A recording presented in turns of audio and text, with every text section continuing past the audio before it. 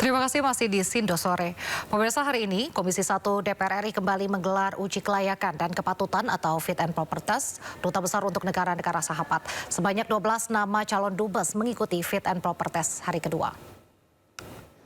Sebanyak 12 calon duta besar mengikuti uji kelayakan dan kepatutan atau fit and proper test yang digelar oleh Komisi 1 DPR. Uji kelayakan dan kepatutan ini digelar secara tertutup. Sejumlah hal turut dibahas dalam rapat, termasuk mendengarkan pemahaman mereka mengenai politik luar negeri Indonesia serta negara tempat mereka akan bertugas. Prosesnya masih rahasia.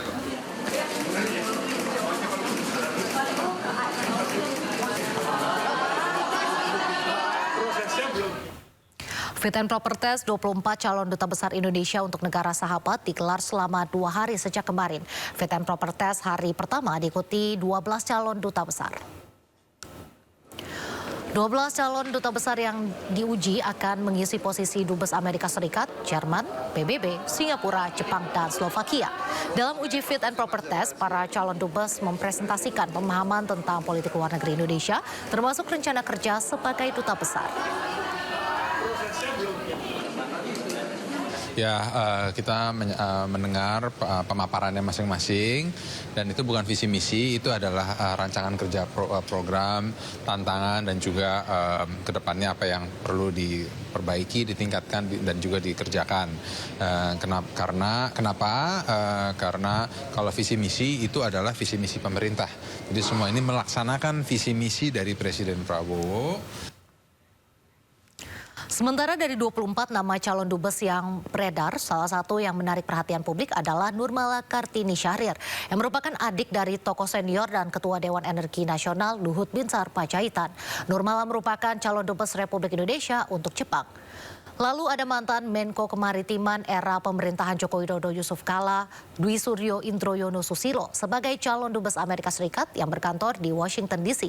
Kemudian ada nama Direktur Perlindungan Warga Negara Indonesia Yuda Nugraha sebagai calon duta besar untuk Uni Emirat Arab di Abu Dhabi. Selanjutnya ada nama Letjen Purnawirawan Hotman Garaja Panjaitan sebagai calon dubes Singapura yang merupakan putra dari pahlawan revolusi Majen TNI Anumerta DI Panjaitan.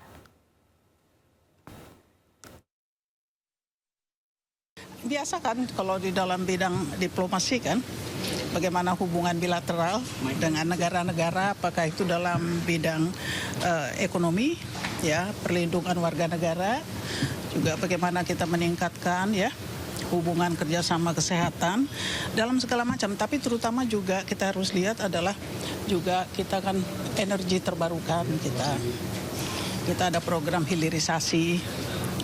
Nah, Jepang ini suatu negara yang sangat maju, baik teknologinya, ya, di dalam segala hal, tapi jangan lupa Indonesia ini adalah negara dengan sumber daya alam yang luar biasa.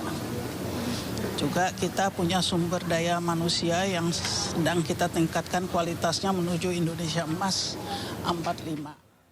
Sebelumnya Menteri Luar Negeri akui kesulitan mengisi posisi duta besar di 12 kedubes. Pernyataan ini disampaikan Menlu Sugiono setelah dicecar dalam rapat kerja antara DPR dan Kemenlu.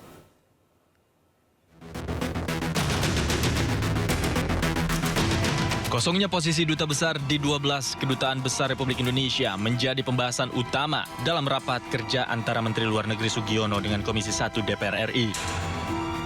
Kekosongan posisi duta besar terjadi sejak tahun 2023. Lantaran para dubes ditunjuk menjadi wakil menteri pada Kabinet Merah Putih dan belum diganti hingga kini. Menteri Luar Negeri Sugiono beralasan kesulitan mencari duta besar yang sesuai kompetensi, termasuk duta besar untuk Amerika Serikat. Saya kira terima kasih tadi atas masukan bapak-bapak dan ibu-ibu sekalian. Memang tadi yang seperti Pak Fredrik juga sampaikan, dalam rangka mencari duta besar ini tidak mudah. Ya. Semuanya harus kita hitung dan kita perhatikan, ada kompetensi. Memang tidak mudah mencari duta-duta besar sekelas Pak Hafaz dan Pak Tata. Jadi perlu waktu, oleh karena itu ya alhamdulillah semua prosesnya udah bisa kami selesaikan di Kementerian Luar Negeri. Sementara itu pimpinan DPR telah mengantongi nama-nama calon duta besar yang diajukan Kementerian Luar Negeri. Ya, soal calon-calon dubes di negara-negara sahabat, saya dapat informasi bahwa sudah masuk ke pimpinan DPR nama-namanya. Tapi kami belum tahu persis siapa saja. Ya, kemudian prosedurnya nanti dari pimpinan DPR akan diserahkan ke pimpinan Komisi 1 untuk dilaksanakan semacam fit and proper test.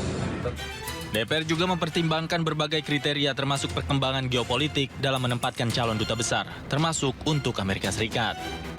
Di Jakarta, Tim Liputan iNews melaporkan. Pemirsa, Presiden Prabowo Subianto telah mendarat di Brazil untuk menghadiri secara perdana konferensi tingkat tinggi BRICS. Prabowo tiba di Rio de Janeiro pada Sabtu waktu setempat. Prabowo tiba menggunakan pesawat kepresidenan di Pangkalan Udara Galeão, Rio de Janeiro. Prabowo ke Brazil usai kunjungan kenegaraan di Arab Saudi. Dari Arab Saudi, Prabowo ditemani Menteri Luar Negeri Sugiono serta Seskap Teddy Indrawijaya. Kehadiran Prabowo di Brazil merupakan yang kedua kalinya setelah secara perdana juga mengikuti KTT G20 pada 2024 lalu di Rio de Janeiro. Prabowo berkunjung ke Brazil untuk pertemuan bilateral dengan pemerintahan Presiden Luiz Inácio Lula da Silva.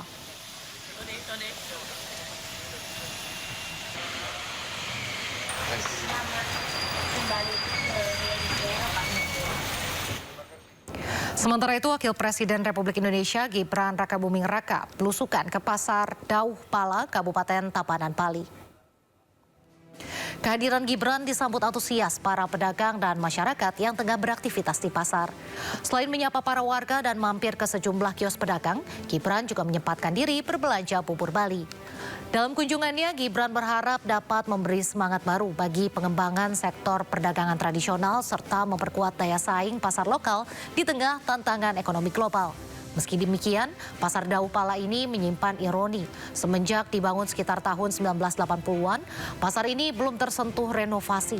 Hampir 50% bangunannya rusak hingga tidak bisa ditempati.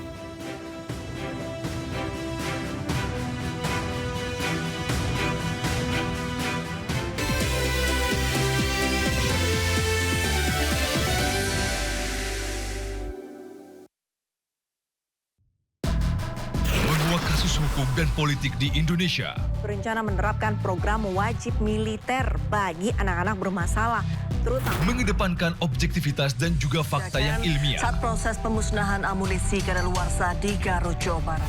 Membahas setiap cerita dari banyak sudut pandang. Ayah saya sendiri ya, terkena tembakan di dalam kurungan. Inside Story, setiap Sabtu, jam 7 malam di Sindo News TV.